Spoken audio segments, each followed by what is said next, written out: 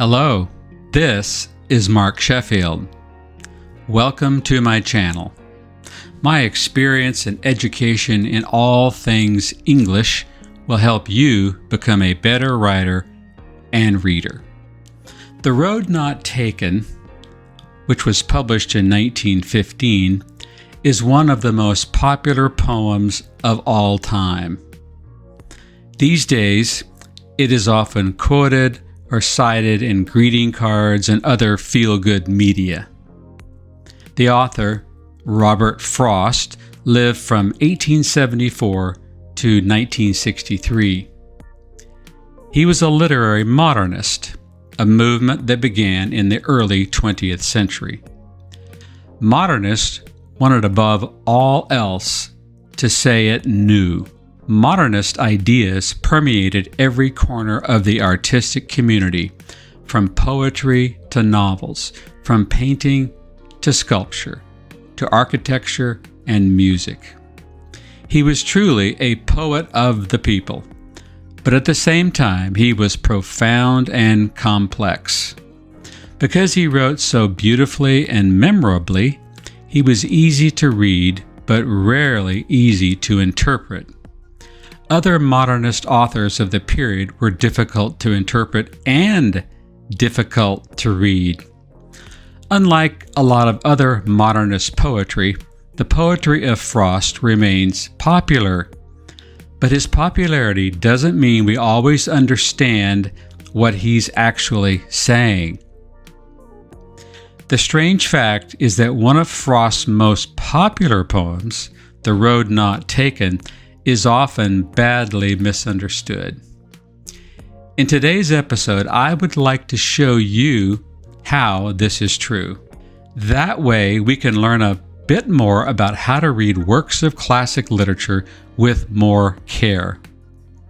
Like a lot of other works of literature, The Road Not Taken is easy to find online, so I won't repeat the entire poem. Instead, I will paraphrase or quote a few phrases.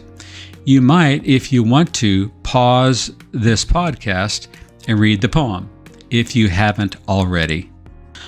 One problem for readers is that the poem is not modern at all in its structure.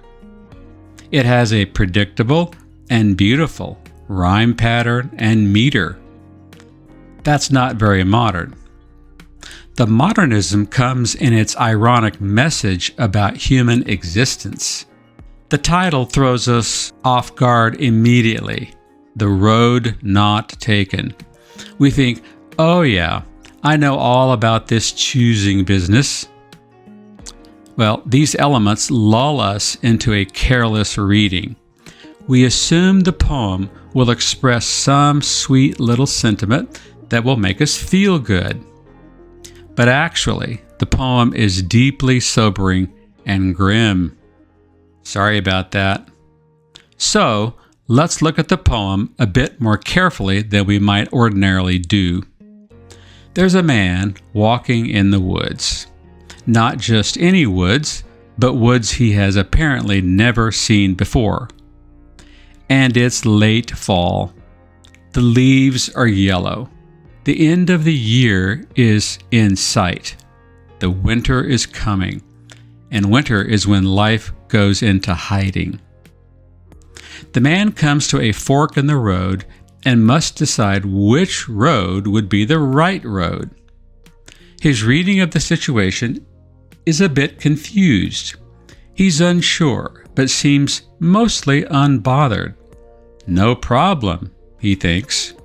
However, he takes his time looking as far down each road as he can. Unfortunately, the undergrowth is so thick that he can't see very far. He wishes he could travel down both roads, but he knows that's not possible. Or he could choose one road today and try the other road the next time he walks in the woods. He quickly picks one road to go down, but in reality, he cannot justify his choice. He thinks perhaps the road he chooses is better because it appears less traveled. but they are worn about the same. Is the man really choosing or just guessing? One moment he thinks he can walk the other road another day. The next moment he doubts if he would actually do that. The man is clearly confused about his choice. He has no real confidence about this journey. Could we say he really doesn't know where he's going? Yeah, that seems to be the case. The reader is not wrong to begin doubting what the man is saying. Perhaps this man knows nothing about his journey. Perhaps he is even lost without knowing it. That's possible. The final stanza brings everything together, as it should. The man makes a prediction, far, far into the future, ages and ages hence. He will tell with a sigh that he took the road less traveled by, and that has made all the difference. But what does this assertion really mean? When does he learn that his choice was the one less traveled by? And how does he know what the difference really was? Well, the careful reader realizes that the man can't know how life would have turned out if he had gone down the other road. He had only one chance to choose, and he went down a road and now claims that was the best choice. Really? He thinks he's chosen the road less traveled. He did not go down both roads. He cannot possibly know which road was better. In reality, we humans can never know what our possible choices would have led to. Think about it. You can choose to go down some career path. As you think back years later, you might conclude that you made the wrong choice. But how do you really know?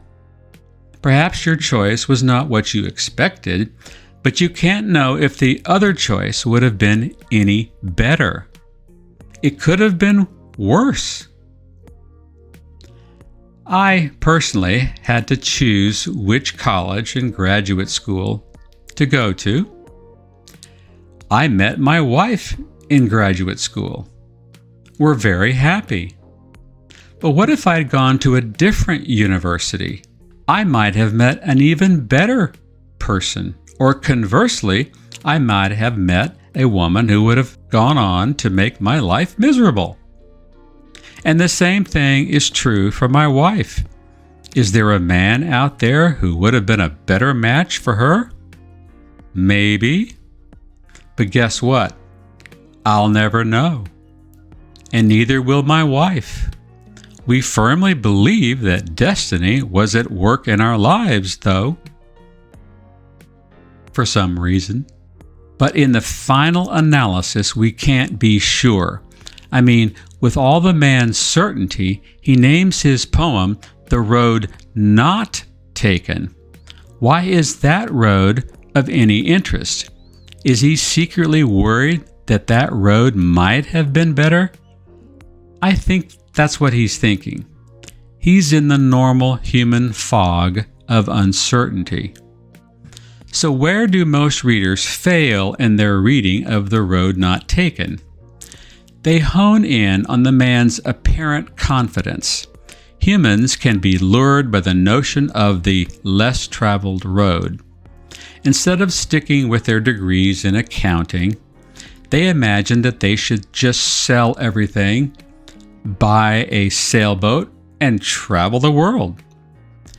But really, where would that road lead? It's certainly less traveled, but does that prove anything at all? Maybe the road less traveled is less traveled for a reason. Readers take the man's opinion too seriously. Why? Because he's the narrator, and they are used to believing narrators. But those were the old days before modernism. When we read what the man says and think about it carefully, we realize that he's not reliable. Because we've examined the poem with an independent mind, we see that the narrator is wrong. And that insight helps us understand an important truth about our existence. Once we realize that we need to read some things much more carefully, we see the value of classic great writing.